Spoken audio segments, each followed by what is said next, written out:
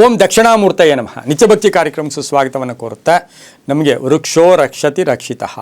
ಎಲ್ಲೋ ಸರಿ ನಮ್ಮ ಜೀವನಕ್ಕೆ ವೃಕ್ಷಗಳಿಲ್ಲ ಅಂತ ಹೇಳಿದ್ರೆ ನಮ್ಮ ಜೀವನನೇ ಸಾಧ್ಯನೇ ಇಲ್ಲ.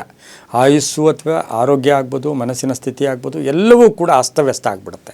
ಅದೇ ರೀತಿ ನೋಡೋಕ್ಕೆ ಹೋದಾಗ ಕೆಲವು ದೇವತಾ ವೃಕ್ಷಗಳಾಗ್ಬೋದು, ಕೆಲವು ನಮಗೆ ಆರೋಗ್ಯಕ್ಕೆ ಆಯುರ್ವೇದ ವೃಕ್ಷಗಳಾಗ್ಬೋದು, ಹಾಗೆ ಅನೇಕ ಎಲ್ಲ ವೃಕ್ಷಗಳೂ ಕೂಡ ನಮಗೆ ಎಲ್ಲೋ ಒಂದು ಕಡೆ ಜೀವನೋಪಾಯಕ್ಕೆ ಹಿಂದಿನ ಕಾಲದಲ್ಲಿ ನಾವು ಸೌದೆ ಉಪಯೋಗಿಸ್ಕೊಳ್ತಕ್ಕಂಥ ಸಂದರ್ಭ ನೋಡೋಕ್ಕೆ ಹೋದಾಗ ಅಲ್ಲಿ ಯಾವ ವೃಕ್ಷವನ್ನೂ ಕೂಡ ನಾವು ಕಡೆಗಣಿಸೋಂಗೇ ಇರಲಿಲ್ಲ. ಅದೇ ರೀತಿ ನೋಡೋಕ್ಕೆ ಹೋದಾಗ ಕೆಲವು ಮನೆ ಹತ್ರ ಕೆಲವು ವೃಕ್ಷಗಳಿದ್ದಾಗ ಅದು ಶುಭ ಫಲ, ಕೆಲವು ವೃಕ್ಷಗಳಿದ್ದಾಗ ಒಂದಷ್ಟು ಅಶುಭ ಫಲ. ವೈಜ್ಞಾನಿಕವಾಗಿ, ಧಾರ್ಮಿಕವಾಗಿ, ಆಧ್ಯಾತ್ಮಿಕವಾಗಿ ನಾವು ವಿಜ್ಞಾನನೂ ಕೂಡ ಇಲ್ಲಿ ಅಳವಡಿಸ್ಕೋಬೇಕು. ಯಾಕೆ ಅಂತ ರೀಸನ್ ಕೊಡಬೇಕು. ಅದೇ ರೀತಿ ನೋಡೋಕ್ಕೆ ಹೋದಾಗ ಇವತ್ತಿನ ದಿನ ನುಗ್ಗೆ ಮರದ ವಿಚಾರಕ್ಕೆ ಬಂದಾಗ ನುಗ್ಗೆ ಗಿಡ ಆಗ್ಬೋದು, ನುಗ್ಗೆ ಮರ ಅಂತೀವಿ, ಅದನ್ನು ದೊಡ್ಡ ಮರ ಆಗುತ್ತೆ, ಬಹಳಷ್ಟು ತೆಳುವಾಗಿರುತ್ತೆ, ಬಹಳಷ್ಟು ಒಳ್ಳೆ ಹಚ್ಚ ಹಸಿರಾಗಿರುತ್ತೆ. ನುಗ್ಗೆಯ ಎಲೆ ಆಯುರ್ವೇದದ ವಿಚಾರದಲ್ಲಿ ನೋಡೋಕೆ ಹೋದಾಗ ಆರೋಗ್ಯ ವರ್ಧಕ ಕೂಡ ಹೌದು. ನುಗ್ಗೆಯ ಕಾಯಿ ಆಗ್ಬೋದು, ನುಗ್ಗೆ ಪ್ರತಿ ವಿಷಯದಲ್ಲೂ ಕೂಡ ನುಗ್ಗೆ ಅಷ್ಟು ನಮಗೆ ಆರೋಗ್ಯದ ವಿಷಯದಲ್ಲಿ ಭಾಳಷ್ಟು ಶುಭ ಫಲಗಳನ್ನು ಕೊಡ್ತಕ್ಕಂಥದ್ದು ಆಗಿದ್ದರೂ ಸಹ, ಆದರೆ ಶಾಸ್ತ್ರೀಯ ರೀತಿ ನೋಡೋಕ್ಕೆ ಹೋದಾಗ, ಜ್ಯೋತಿಷ್ಯ ಶಾಸ್ತ್ರದ ಆ್ಯಂಗಲಲ್ಲಿ ನೋಡೋಕ್ಕೆ ಹೋದಾಗ ನುಗ್ಗೆಯ ಮರ ಮನೆಯ ಹತ್ತಿರ 4 ದಿಕ್ಕುಗಳಲ್ಲಿ ಆಗ್ನೇಯ, ಈಶಾನ್ಯ, ವಾಯುವ್ಯ, ನೈಋತ್ಯ, ಈ 4 ದಿಕ್ಕುಗಳಲ್ಲಿ ಮನೆಯ ಹತ್ತಿರ ಇರ್ತಕ್ಕಂಥದ್ದು ಶುಭ ಅಲ್ಲ, ಅಶುಭ ಅಂತೂ ಕೂಡ ಶಾಸ್ತ್ರಗಳು ಕೂಡ ಹೇಳುತ್ತೆ. ಇದು ವಾಸ್ತು ರೀತಿ ತಗೊಳ್ಳಿ, ನೀವು ಜ್ಯೋತಿಷ್ಯ ರೀತಿ ತಗೊಳ್ಳಿ, ಹಾಗೆಯೇ ಶುಭನ ಅಶುಭನ ಅಂದರೆ ಇದು ಅಷ್ಟು ಶುಭ ಅಲ್ಲ ಅಂತೂ ಕೂಡ ಶಾಸ್ತ್ರಗಳು ಹೇಳುತ್ತೆ. ಅಂಗಳಾಗ್ಬೋದು, ಅಥವಾ ಹತ್ತಿರ ಆಗ್ಬೋದು, ಅಥವಾ ದಿಕ್ಕುಗಳನ್ನು ತಗೋಬೋದು, ಈಶಾನ್ಯ ತಗೋಬೋದು, ವಾಯುವ್ಯ ತಗೋಬೋದು, ನೈಋತ್ಯ, ಆಗ್ನೇಯ, ಹಾಗೆ ಪೂರ್ವ, ಪಶ್ಚಿಮ, ಉತ್ತರ, ದಕ್ಷಿಣನೂ ಕೂಡ ತಗೋಬೋದು. ವಾಸ್ತು ರೀತಿ ಇದು ಅಷ್ಟು ಶುಭ ಅಲ್ಲ. ಯಾಕೆ ಅಂದರೆ ಇದು ನಾವು ವಿಜ್ಞಾನದ ರೀತಿ ನೋಡೋಕೆ ಹೋದಾಗ ಇದು ಉಷ್ಣಾಂಶದ ಮರ, ಆಮೇಲೆ ತೆಳುವಾದ ಮರ.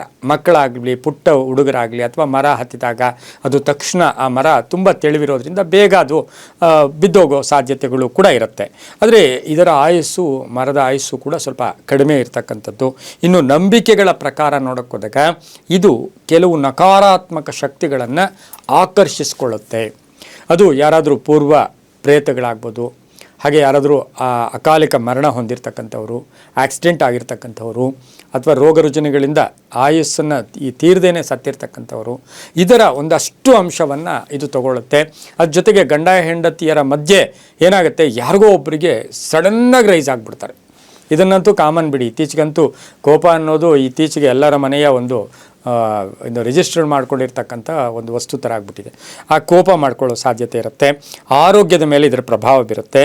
ಹಾಗೆ ಈ ನುಗ್ಗೆ ಮರಕ್ಕೆ ನಾವು ಶಾಸ್ತ್ರೀಯ ರೀತಿ ಅಥವಾ ಜ್ಯೋತಿಷ್ಯದ ಆಂಗ್ಲಲ್ಲಿ ನೋಡೋಕ್ಕೆ ಹೋದಾಗ ರಾಹು ಕೇತುಗಳ ಅಂಶ ಇದರ ಮೇಲೆ ಇರುತ್ತೆ. ರಾಹು ಮತ್ತು ಕೇತುವಿನ ಅಂಶ ಇರತಕ್ಕಂಥ ಸಾಧ್ಯತೆ ಇರೋದ್ರಿಂದ, ಇದಕ್ಕೆ ಗ್ರಹದೋಷ ಇರೋದ್ರಿಂದ, ಇದು ಸ್ವಲ್ಪ ಆತ್ಮಗಳ ವಾಸ ಮಾಡ್ತಕ್ಕಂಥ ಮರ ಕೂಡ ಆಗಿರೋದ್ರಿಂದ, ಆದರೆ ಮರ ಬೆಳೆಸೋಣ, ಸ್ವಲ್ಪ ದೂರದಲ್ಲಿ ಬೆಳೆಸೋಣ, ಅಥವಾ ಎಲ್ಲಾದರೂ ನಮಗೆ ಹೊಲ ಗದ್ದೆಗಳಿದ್ರೆ ಅಲ್ಲಿ ಬೆಳೆಸ್ಕೊಳ್ಳೋಣ, ಅದಕ್ಕೆ ಒಳ್ಳೆಯದಾದರೆ ಮನೆಗೆ ಅಂಟಿಕೊಂಡು ಈ ಮರವನ್ನು ಬೆಳೆಸ್ತಕ್ಕಂಥದ್ದು ಅಷ್ಟು ಶುಭ ಕೂಡ ಅಲ್ಲ. ಹಾಗೆ ಇದನ್ನು ವೈಜ್ಞಾನಿಕವಾಗಿ ನೋಡೋಕೆ ಹೋದಾಗ ಇದರಲ್ಲಿ ಕಂಬಳಿ ಹುಳುಗಳು ಜಾಸ್ತಿ ಇರುತ್ತೆ. ಅದು ಪುಟ್ಟ ಮಕ್ಕಳಾಗ್ಬೋದು, ವೃದ್ಧರ ಆಗ್ಬೋದು, ಅಥವಾ ಕಿವಿಗಳಲ್ಲಿ ಹೋಗ್ತಕ್ಕಂಥದ್ದಾಗ್ಬೋದು, ಇದೆಲ್ಲ ಸ್ವಲ್ಪ ತೊಂದರೆ ಕೂಡ ಆಗ್ತಕ್ಕಂಥ ಸಾಧ್ಯತೆ ಆಗಿರೋದ್ರಿಂದ ಇದನ್ನು ನಾವು ಕಾಂಪೌಂಡ್ ಆಚೆ ಬೆಳೆಸ್ಕೋಬೋದು. ಕಾಂಪೌಂಡ್ ಇದೆಯಾ, ಕಾಂಪೌಂಡ್ ಆಚೆ ಬೆಳೆಸಿ, ಕಾಂಪೌಂಡ್ ಒಳಗೆ ಬೇಡ. ಕಾಂಪೌಂಡ್ ಹಾಕಿದಾಗ ಅದಕ್ಕೊಂದು ಪ್ರೊಟೆಕ್ಷನ್, ಒಂದು ಏರಿಯಾ ಇರುತ್ತೆ. ಹಾಗಾಗಿ ಈ ಒಂದು ನುಗ್ಗೆಯ ಮರವನ್ನು ಮನೆ ಹತ್ತಿರ ಬೆಳೆಸ್ತಕ್ಕಂಥದ್ದು ಅಷ್ಟು ಮಾನಸಿಕವಾಗಿ ತೃಪ್ತಿದಾಯಕ ಅಲ್ಲ. ಇದೆಲ್ಲವೂ ಕೂಡ ನಂಬಿಕೆಯ ಆಧಾರ ಅಂತ ಹೇಳ್ತಾ, ಸರ್ವೇ ಜನ ಸುಖಿನೋ ಭವಂತು, ಸಮಸ್ತ ಸನ್ಮಂಗಳಾನಿ ಭವಂತು.